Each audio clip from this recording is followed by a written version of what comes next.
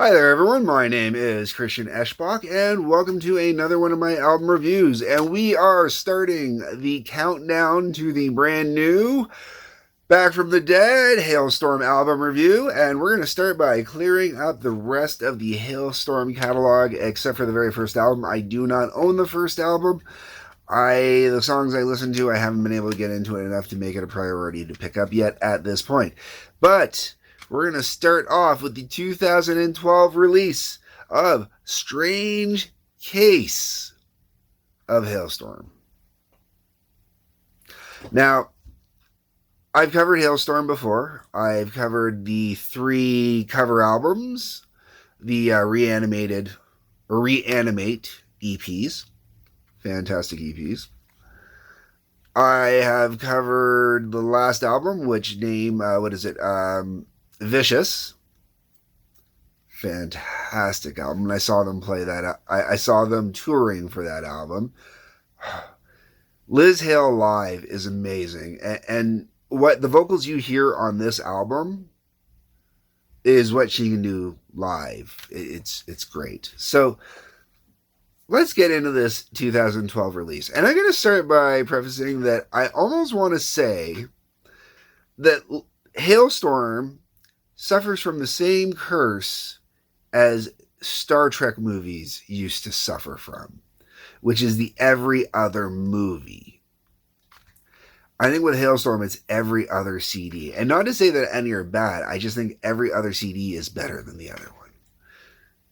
Sort of. Okay, so the first album, like I mentioned, I didn't pick up. Nothing really caught me. But this one, which was their second album, really snagged me. And I really whoa, awesome.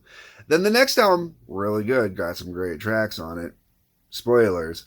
But was it as good as this one? Yeah, I don't know. Then you get to Vicious. Vicious was another stellar album. Vicious was as good as this one. Yeah. Spoilers. Okay, so let's get into it. The album opens up with Love Bites, So Do I. Great song. Wonderful song. Not the song I would have kicked off this album with, because I think there is a better song that they should have started this album with, which I will get to. But Love Bites, So Do I is a wonderful song. One of the things I love about Liz Hale is Liz Hale, I'm hoping it's an act, okay? I'm hoping it's not real life. I'm hoping she's not as potentially bipolar messed up as, she likes to make herself sound. And, that's part of the rock star shtick, And Love Bites, So Do I, right away lets you know that this is what we're dealing with, okay? We're dealing with that rock star shtick and the bad girl. And I love the fact that Liz Hale plays right into it. She'll sing the same thing that guys will sing. She just does it from a chick's perspective. And if you can't dig that, there's something wrong with you. After that, we get into Ms. Hyde, which goes into that whole idea of that bipolar kind of vibe. Now, Ms. Hyde is awesome. Holy crap, this is a great song. Watching them play it live was awesome, too. And I love the character she gets into. I love the way she sings. I love the way she really plays it up. And I hope she's doing it in an Alice Cooper, character-esque kind of way, and that's not actually how she is in real life. I haven't met her. I don't know what she's like in real life. I hope she's a super cool rock star. She could be a completely demented psycho chick who's just letting her voice be heard. After that, we get into the song that I think should have kicked off the album, which is I Miss the Misery. Just because of that beautiful, I miss the misery. And then the song kicks off. It would have been the most beautiful album opener. And I don't remember 100% for sure, but I think when I saw them live, that was actually the opener. And that's how they come out, they get out on stage, and all of a sudden she just walks up and I'm like, wow. Misery. And they just slam into it. Now, kicking it off as the first song live, that could have been just because, if I'm remembering correctly, I might not even be remembering correctly on that one. But if it could be a matter of, they've been playing it for so long, let's get it done and out of the way. But it's just this beautiful, that scream thundering right into it. Perfect way to open up an album. And I'll be honest, it's one of those songs that if it were me, I could probably do it night after night. Quite possibly, because it's just got this great energy to it, you know? And once a girl again goes towards that whole bad girl rock and roll kind of vibe and energy, which I just absolutely love lyrically. Freak Like Me is just Liz being good and heavy. Good heavy. And I really dig Freak Like Me. I really get into it. It is a great album cut. Could it have been a single? Possibly. It's good enough for that. But it is definitely a great heavy song. Now, we're going to slow it down a little bit, and I'm okay with that. Now, I hate to say it, female fronted band, you're going to get a few more slower songs than you would from a lot of the rock bands, the guy fronted rock bands, or even guy bands, you know, like the male centric rock bands. But not a lot. This is more like, you know, Def Leppard level of some slower songs. And not when Def Leppard was relying on the slow songs. I'm talking, you know, going back to, you know, the Hysteria era, stuff like that. But when you get to the song Beautiful With You is a beautiful song. Her voice is just magical on the song. I really enjoy it. I really enjoy what she's actually saying in the lyrics and what she's singing, and the idea that, you know, her being, she feel, you know, it's that whole ugly duckling thing and never feeling right and always feeling awkward in your own skin and whatnot. But when you find that right person, you always feel perfect. You always feel beautiful. You always feel magnificent. And that is what Beautiful With You is. And I think it's a wonderful song. So with it being a slower song or a more emotional song, yeah, sure. Is it a chick song? No. It's just a good tune.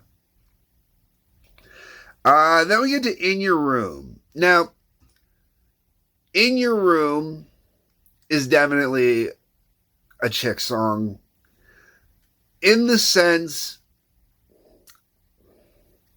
that it really seems about a big sister caring about their little sister, or, you know, Liz truly caring about one of her fans and saying, you know, let me in your room and I want to see everything about your life. And, you know, like I'm putting it's kind of like, you know, Liz going, I'm putting my life out there for everybody to hear about. Let me in your room. Let me see your life. Show me who you are. And wonderful that way. And I say it's a chick song only because it really does. You're gonna very rarely hear a guy saying, "Yeah, well, let me in, man. You know, blah blah blah. Let me see your room. Let me, you know." And when you go to the lyrics are very female centric that way. A guy's would be different. You know, a guy could do a song like "In Your Room," but the way he would present the lyrics would definitely be different from this. Does it take anything away from the song? Hell no. Female perspective in hard rock heavy metal is totally cool, dudes. All right, Break In. Probably the first song on the album where I go, yeah, all right, it's on the album. It's not bad. Rock Show. Really, really meant for playing live. It is. Rock Show was written 100% to be played live. It's got all that air and ambience and everything about it. And I love the energy of it because it's the whole energy of going to a concert, man. It really does. It captures that whole energy of going to a concert, that magic, that moment when your one song, that song you've been waiting for to come on, that you absolutely love, and the solos coming through, screaming through, and the vocals come screaming through, and you know everything just grabs you, and you know,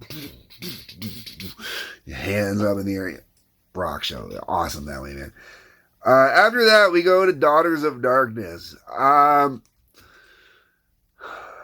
Daughters of Darkness, awesome song. Absolutely wicked cool song. I really love the energy to it. I really love the way it thunders out of the stereo system. Totally dig it while I'm listening to it. Obviously, Daughters of Darkness is a lot more female oriented. Would I change anything as a musician playing it live? Hell no. Hell no, man. It's a great tune. Good and heavy. Great album cut. That's the other thing too. That, you know, like this album is full of awesome album cuts. You know. Now, Daughters of Darkness, though, as much as I say great album cut, could also easily have been a single. You know, it has that power for it.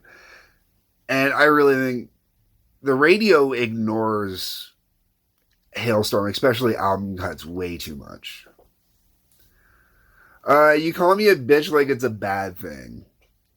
A fun song. That's all it is. Don't take the song serious. It's a fun song. I like the way that it's basically, it's the perfect way of Liz saying, someone out there is gonna be like, some guy out there, oh yeah, you're just like that, because you got this band with you, you're a total bitch, blah blah blah. She's like, you call me a bitch like it's a bad thing. I've seen Liz live, and the energy she exudes, and that persona of hers, and that girl is all fucking rock and roll. Okay, man. End of story. So when you does a song like that, it's cool. Then you get to American Boys. I love this. American Boys is Liz Hale doing California Girls. Okay? Best way to put it. Obviously it's not the exact same, and it's not the fluffy no, but it's still got that great little one. It's a very American. If you listen to it, the riffs are musically, it's just got that great Americana, Midwest Americana kind of vibe. And listen to Liz going on about how much she loves American Boys. Want to lay them, want to play them, gotta slay them. They're my favorite toys. Great lines. I love getting to hear someone do it the exact same way the guys would, and that's perfect. And would I sing American Boys? No, because I'm not into American Boys. American Girls, sure. But is it the perfect type of song for girls to have out there, for them to enjoy and get into and go with it, Now, the album finishes off with two different variations of Here's to Us. There's Here's to Us, the regular version, which is, the closer. And then there's the bonus track, Here's to Us, with guest vocals. I don't remember who does the guest vocals. Sorry.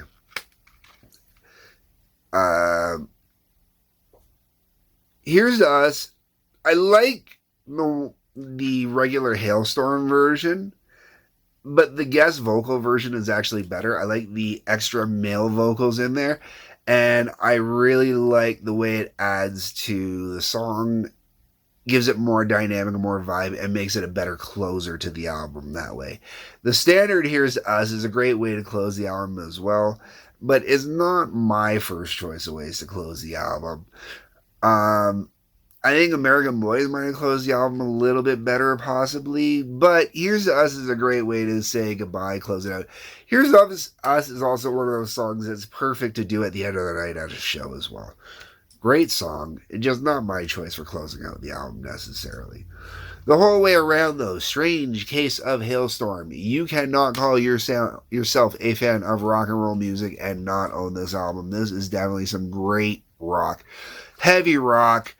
I recommend this album to absolutely anybody and everybody. Would I call it a perfect 10 album? No.